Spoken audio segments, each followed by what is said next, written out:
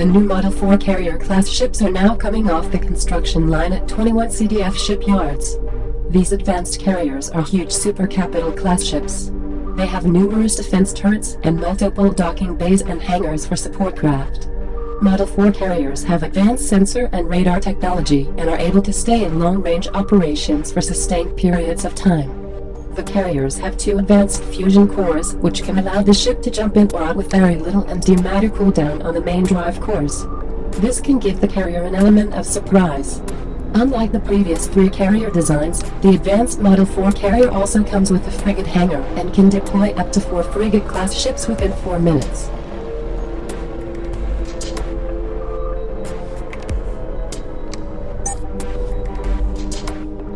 Centric Fortress was constructed after the Battle of Scituate in order to provide a first line of defense if the Qura should ever return. Some believe that the attack was just a scouting party for an alien race that is still a mystery known as the Qura. The fortress was a joint project with the humans and Telecoa and has been in service for the last 20 years. The huge fortress is home to an armada of ships being built at the fortress. The fortress is controlled and maintained by both the CDF and Telecoa.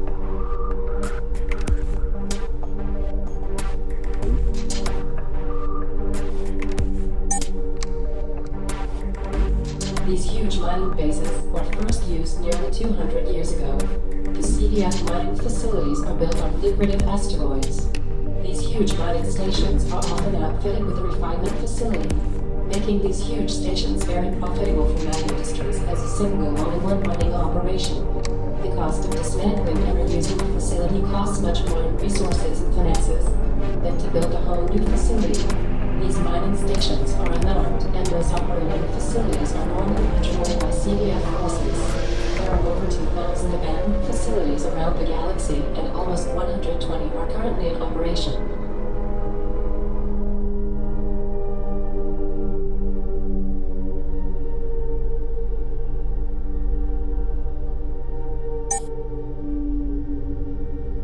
The Class 2 stations have only been in service for last decade.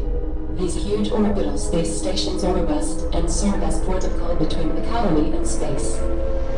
The Class 2 stations offer more technical improvements over the Class 1 station and better living standards and facilities for the crew.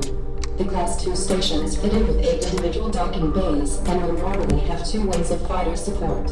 These stations normally run an operating crew of 300 personnel and can accommodate up to 2,000 crew at any time. The station is powered by an advanced fusion core and has a backup solar array in case of emergencies and cooldown relief. There are currently 6 Class 2 stations currently in operation within the Colonial Defense Force.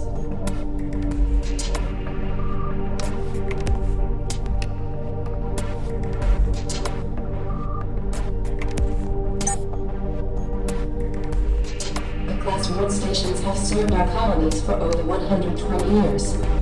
Huge orbital space stations are robust and serve as protocol between the colony and space. These huge stations are also used for supply posts and research stations throughout colonies.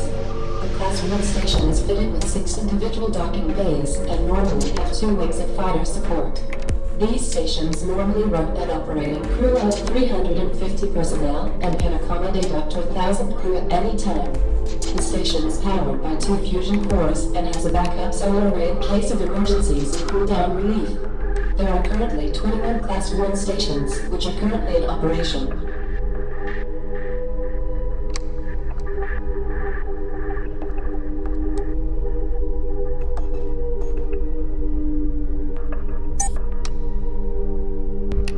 The CDF shipyards have been used to create our entire fleet. With a self-sufficient manufacturing facility, these huge bases can construct all types of capital-class ships. These shipyards are also used to repair and upgrade the fleet. Over 42 of these shipyards have been constructed over the last 150 years and located all around the colonies. The shipyard themselves need an operating crew of 200, but can accommodate a working crew of up to 2,000 for full capacity. These huge shipyards also have an internal escort-class manufacturing facility for building fighters and support craft.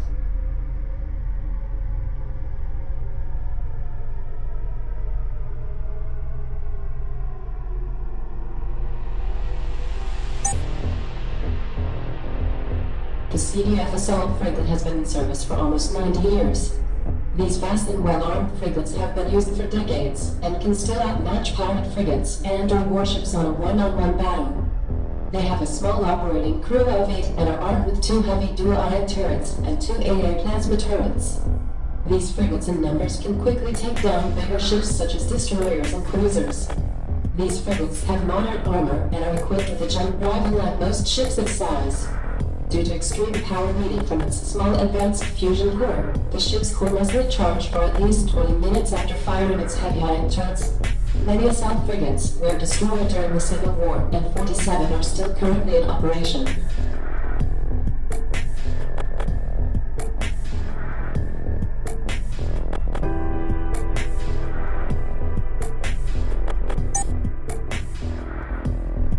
The support frigate is very lightly armed but very robust.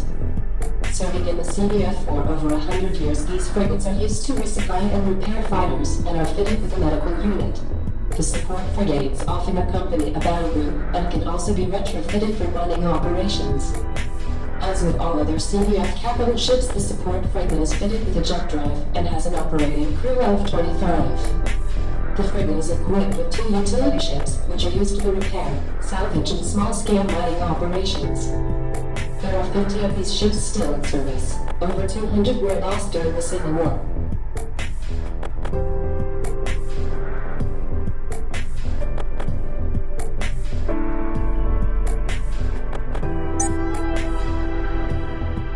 The Explorer-class ship is a small fast ship, capable of atmospheric landings. These ships were designed for deep space exploration, and like all other CDF capital ships, it is equipped with a jump drive. Powered by an advanced fusion core, these ships came into service just after the Civil War. There are currently 11 Explorer-class ships currently in service. The ship is lightly armed with a twin plasma turret and has a small docking bay, which is equipped with a shuttle and a launch pad to deploy its all-terrain vehicle when exploring planets.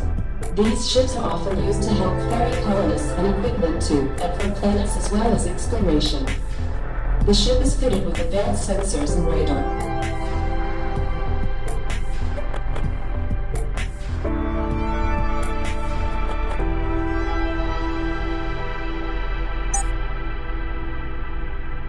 The carrier is the oldest serving ship in the CDF fleet. 6 of these huge carriers were manufactured nearly 130 years ago as we explored and expanded over many star systems. Today only 2 remain in operation, and a new class of carrier is now being prototyped, which is currently classified. The carrier is nearly 1 mile long and has 2 powerful ion cannons and multiple hangars and docking bays. The ship can accommodate up to 70 support craft and has an escort manufacturing facility. These carriers are well armored but move very slow in local space. The carrier was the second type of ship to be fitted with a jump drive almost 130 years ago, and aside from the Dreadnought, it is the largest ship in the CDF fleet.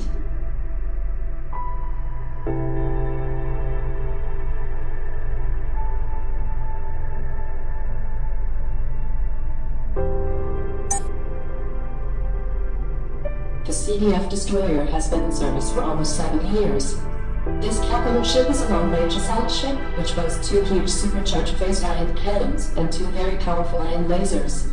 Protected by multiple AA plasma turrets, the CDF Destroyer also has a hangar to carry up to 2 rings of support craft. The CDF Destroyers can be used for a variety of roles and can bring heavy firepower and a small fighter support to a battle. As with all CDF capital ships, the Destroyer is fitted with a jump drive and is powered by an advanced fusion reactor. Many destroyers were lost in the Civil War, and the current generation of destroyers supersedes the Hercules-class destroyer used in the Civil War.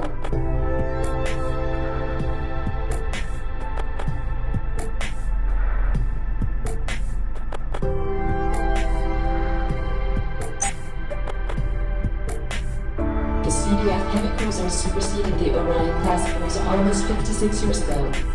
This capital ship is a long-range assault ship, which boasts 4 huge supercharged phased ion cannons.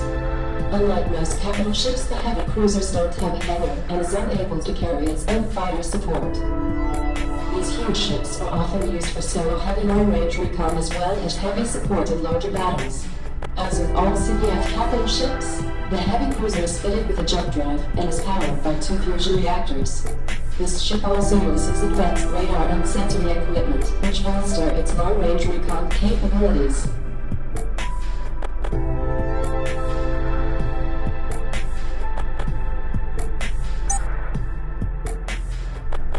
The CDF Battleship is one of the toughest ships in the CDF arsenal. The Battleship has 6 triple heavy plasma turrets and 2 supercharged ion lasers. Multiple AA turrets are located around the ship. The ship has 2 large hangars, which can carry a large support complement. The Battleship is one of the newer ships to be introduced to fleet and is powered by 2 advanced fusion cores. As with all other capital ships, the Battleship is fitted with a jump drive and can remain in deep space operations for long periods of time. This ship offers long and medium-range assault capabilities and is heavily armored. There are currently 8 battleships in service within the CDF fleet. A further 4 are currently being manufactured and are due to be completed early next year.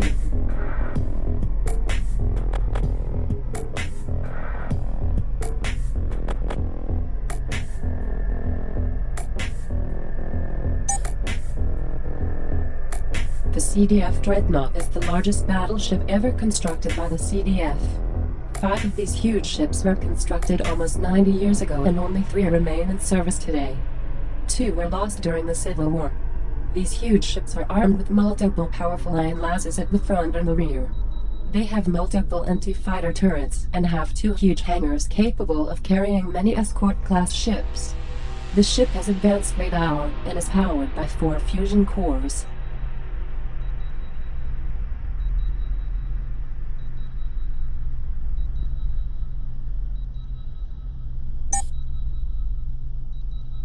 The Scalp is the fastest fighter in the CDF fleet.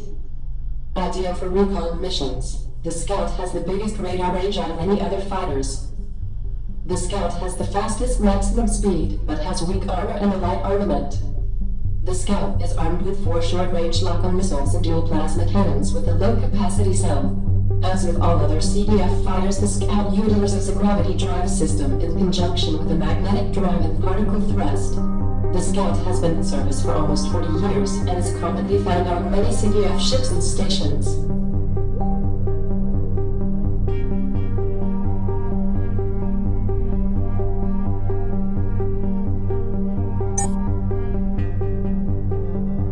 The Combat Fighter is the most versatile fighter in the CDF fleet. Armed with 6 short-range lock-on missiles, the Combat Fighter also boasts a high-capacity cell for its dual plasma cannons. This fighter has a good balance of speed and agility, which make it an excellent defensive and offensive fighter. The Combat Fighter came into service at the same time as the Scout almost 40 years ago. As with all other CDF fighters, the Combat Fighter utilizes a gravity drive system in conjunction with a magnetic drive and particle thrust.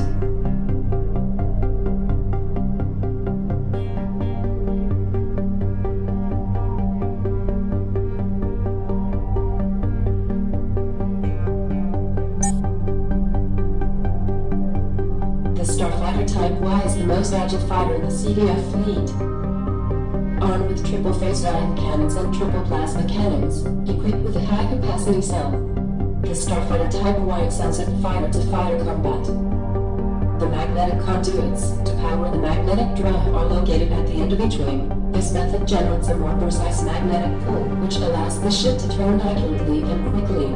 As with all other fighters, the Starfighter Type Y uses a gravity drive and particle thrust. These fighters have only been in service for the last 15 years, and only a small number of capital ships and space stations are equipped for this type of fighter.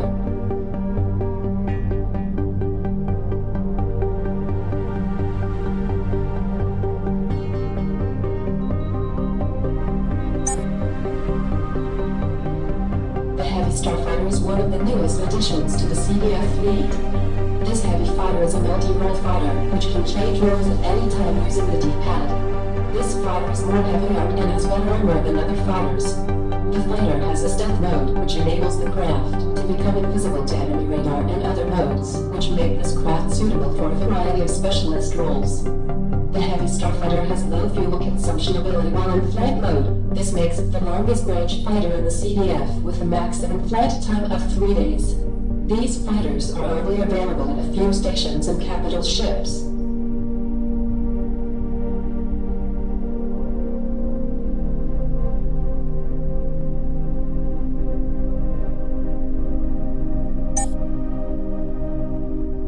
The light gunship was designed as a scaled-down version of the heavy gunship. With lighter armor and a smaller chassis size, this ship's prime role is support. Armed with dumbfire high-explosive missiles and quad plasma cannons, the light gunship is best suited to take down heavier slow-moving targets, offering much more punishment than a normal fighter in terms of damage dealt and damage received. The light gunship is best suited to escort fighter wings against frigates and capital ships. Light gunships are much larger than normal fighters, and only a few types of hangar are equipped for these ships.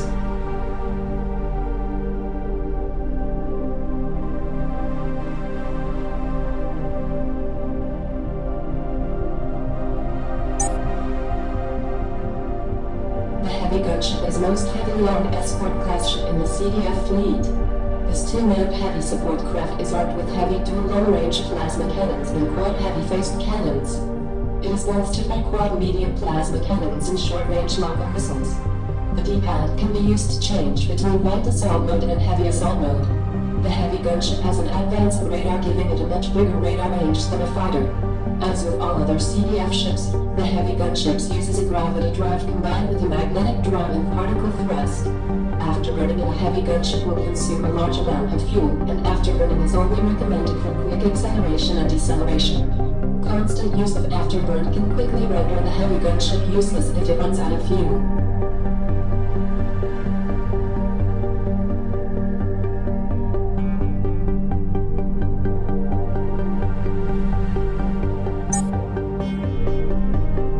The CDF troop trams are used to ferry personnel between colonies and ships. These heavily armored transports are ideally suited for carrying troops into battle. These transports are capable of atmospheric entry and can take troops into any location in space or on planets. The transports themselves are not armed. These transports are typically escorted by fighters during operations. The troop transports have been in service for 70 years and played a crucial role in the Colonial Defense Force Civil War. With an easy access ramp located at the rear of the ship, drop-off and pickups can be achieved very easily and quickly.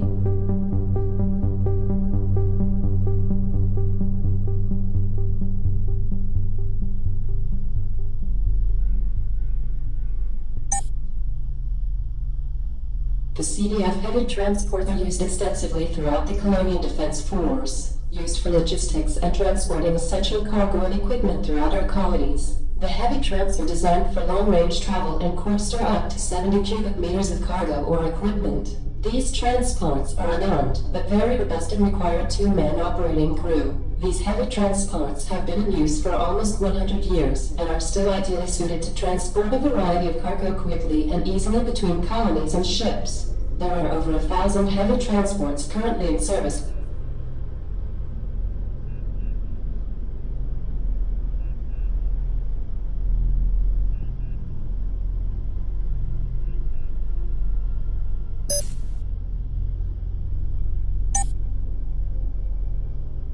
The United Federation of Pirates were formed in 2297, where a penal colony at Io was overrun by the inmates and escaped into the far reaches of space. Not long after their escape, the fugitives declared themselves as the Federation of Pirates and started to recruit humans and other alien races into their ranks. A few years after, the aliens became a prominent segment of the pirates and then declared themselves as the United Federation of Pirates. The pirates are nothing more than criminals who prey on the weak and vulnerable. Over the decades, the pirates have risen in strength and now have a huge fleet which is scattered around the galaxy. Their central base of operations, pirate bases, these command and control centers are very well hidden, and we have only ever found 2 of them. 4 more pirate bases are in operation according to current intel. Over the last decade, the pirates have grown stronger and now include military targets in their hit-and-run attacks.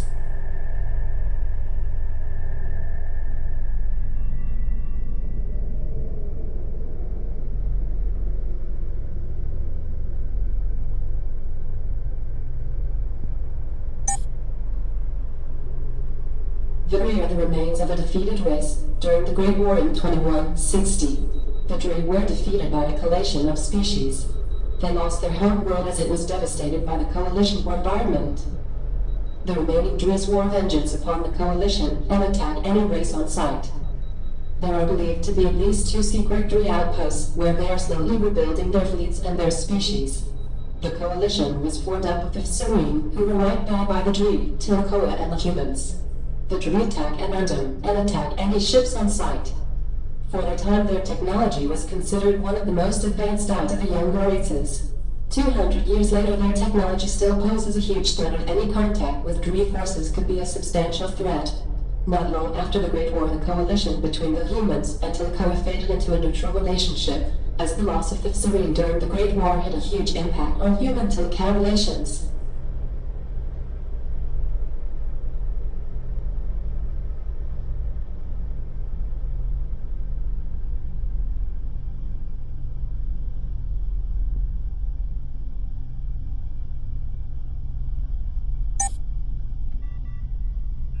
The pirate proximity mine yields a 2 megaton nuclear bomb are designed to cause maximum damage at maximum range.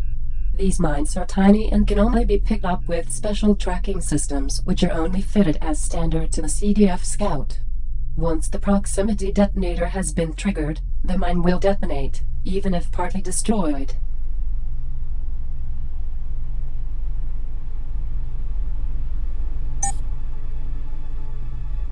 The pirate sentry mines are placed at strategic locations and remain there until they are moved. These automatic defense platforms can prove deadly to escort-class ships and pose a threat to capital ships. These sentry units are powered by a fusion core, which can last up to 10 years. These weapon platforms are armed with 2 mid-range dual blaster turrets.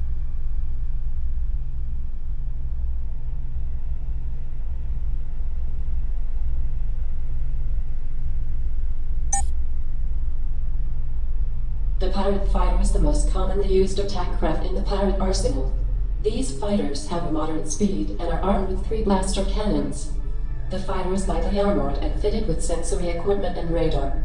In numbers, these craft can pose a real threat. Pirates normally work together to take out their targets.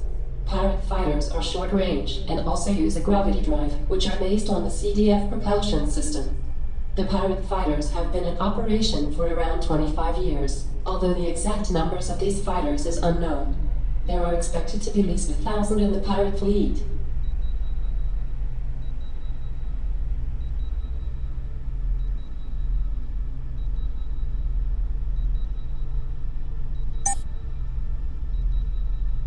The Pirate Phantom is a heavy fighter armed with 2 weapon banks. The Pirate Phantom is effective against fighters and capital ships.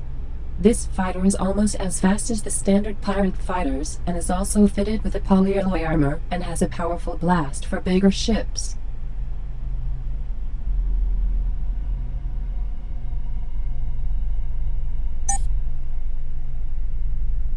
The pirate gunship is extremely fast compared to our own light gunship and has thick armor and an anti-fighter turret. These ships are the newest addition to the pirate war machine, which can prove deadly in numbers. The gunship is equipped with an advanced radar and is quite small in size compared to CDF gunships.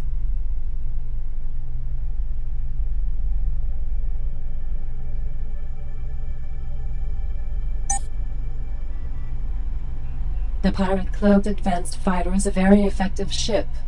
The CDF have stealth technology in some ships, but the cloaking technology the pirates have recently acquired is far beyond ours. These fighters can fire when cloaked and are armed with an advanced heavy pulse cannon.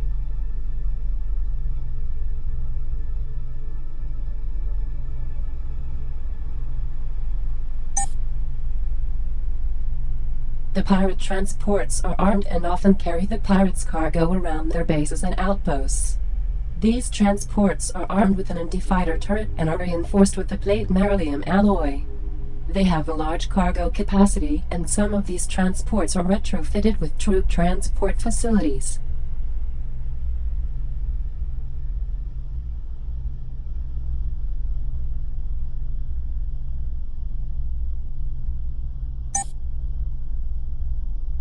The pirate frigate is one of the new additions to the pirate arsenal. For many decades, they have used carriers and destroyers in some of their bigger attacks, but the pirate frigate is a relative newcomer. These frigates are very advanced for pirate technology. Furthermore, that they have cross-developed some stolen alien technology. These frigates are fast and well-armed and can prove a challenge for our frigates. They are equipped with 2 short-range lasers as well as anti-capital ship missiles. They also have 3 dual blaster turrets. These frigates are quite fast and are fitted with a jump engine. These frigates can pack a punch, but they are lightly armored compared to most other frigates.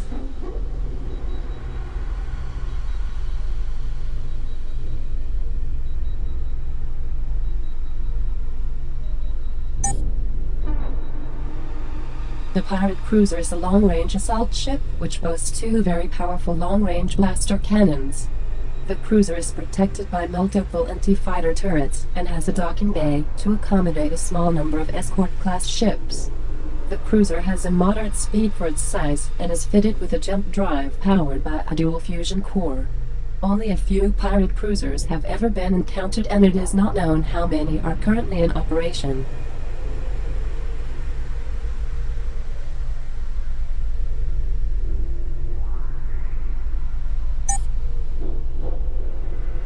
The pirate carriers are remarkably low in numbers. We have only ever encountered 3 pirate carriers, and they are well armed and they are very robust. They are equipped with multiple anti-fighter turrets, and have 2 large hangars for fighters, and 2 large docking bays for transports and bigger ships. These carriers are small and fast, and are powered with the dual fusion core. These ships often keep a low profile, and are used for long-range hit and run attacks. These capital ships are often used to deploy mines and sentry units.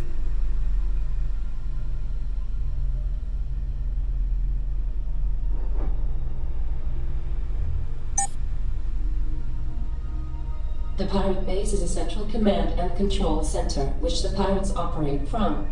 We have encountered and destroyed 2 of these orbital installations. Current intelligence leads us to believe there are currently 4 more bases in operation. These bases are armed with a number of anti-fighter blaster turrets and 2 powerful long-range blaster turrets. Taking one of these bases down takes a coordinated attack from a large CDF battle group. These bases are often guarded by pirate capital ships and are very well hidden. The pirate base is the only space station or base to be mobile and jump capable. This makes tracking down and taking down these bases a huge challenge.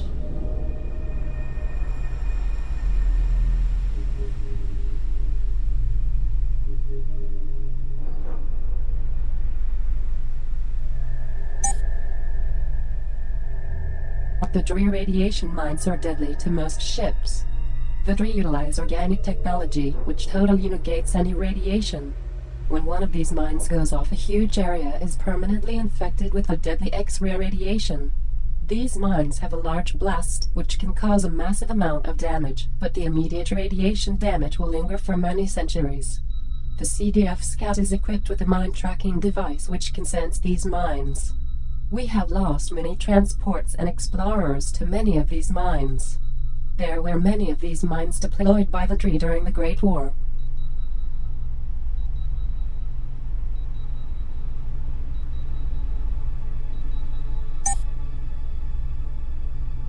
The Vetri attack fighter was used by Vetri in the Great War nearly 200 years ago. These same type of fighters are still used today in Vetri attacks. These fighters are armed with resonic blasters and in numbers can pose a serious threat. The Vetri fighter is fast and uses semi-organic technology, which can absorb much more damage. The Vetri attack fighter is a match for most CDF ships. Vetri work well together and will often prove a challenge in numbers. The exact number of remaining Vetri forces is still unknown. It is believed that they operate from 2 secret bases and are increasing their numbers and fleet.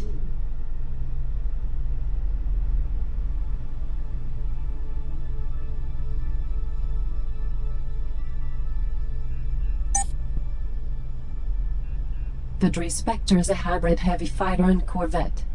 The Spectres have incredible speed capabilities along with powerful blaster cannons and a long-range anti-fighter turret.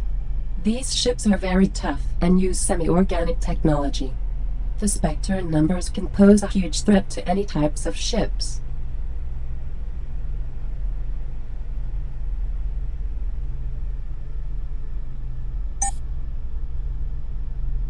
Vetri transport has no weapons, but has a type of defense mechanism.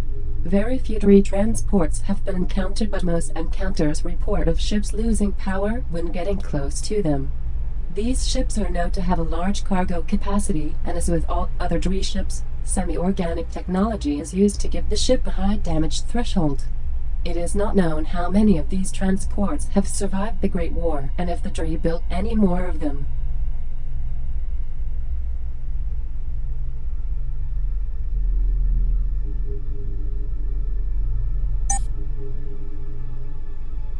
Vetri warship is a frigate-class ship and is much smaller than CDF frigates and some other races.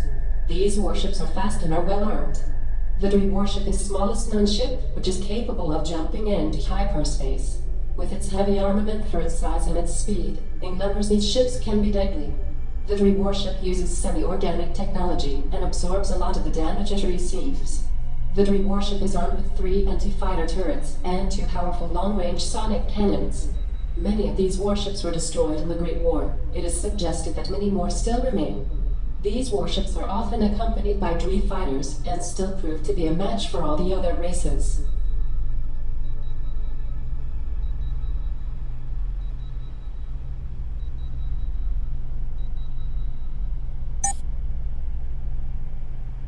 Vetri War Cruiser is a destroyer-class ship. It is the fastest known destroyer-class ship of any race and is armed with 2 very powerful long-range sonic blaster cannons. The ship is also armed with multiple anti-fighter turrets and have hangars capable of carrying numerous Qura Fighters and Spectres. Using organic technology, these ships take in a lot of sustained damage to destroy.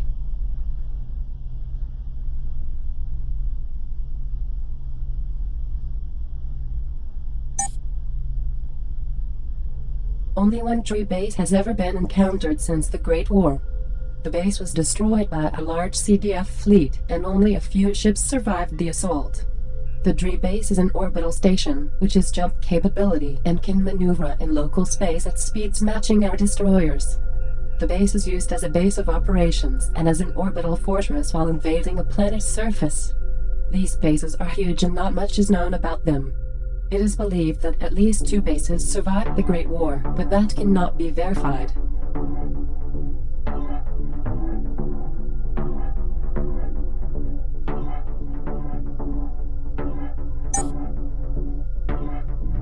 The Qura Fighter is the most advanced fighter known to exist.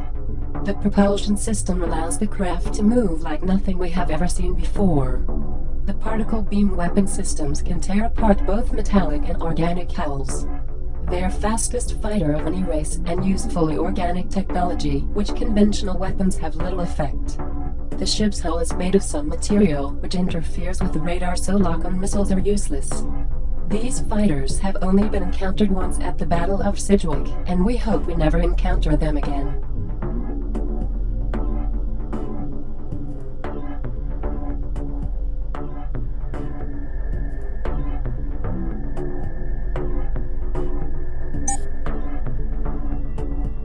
The Qura destroyer was recorded attacking Sidgwick Station at the Battle of Sidgwick. We lost almost all our forces in the area to one of these ships along with a handful of fighters. The ship is armed with a very long-range sonic pulse weapon, which has a devastating effect on our ships. The ship does not seem that fast, but it is armed with anti-fighter turrets and a docking bay for fighters. The ship's hull is fully organic, and our heavy weapons seem to have minimal effect.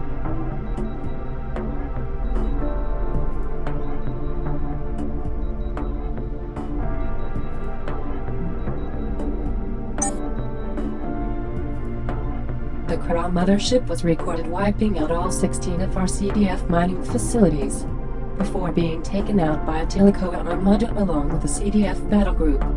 2 Qura ships attacked our 2 main outposts in the Sidgwick system the day, and the Qura destroyer may have proved a challenge for a small CDF detachment, but the mothership assault led to much more losses for both the CDF and the Telecoa. These huge motherships are armed with multiple long-range sonic pulse weapons, which are located all around the ship. None of our fighters could get close to this ship with its advanced anti-fighter weaponry. There are reports that say over 100 Qura fighters emerge from the vessel.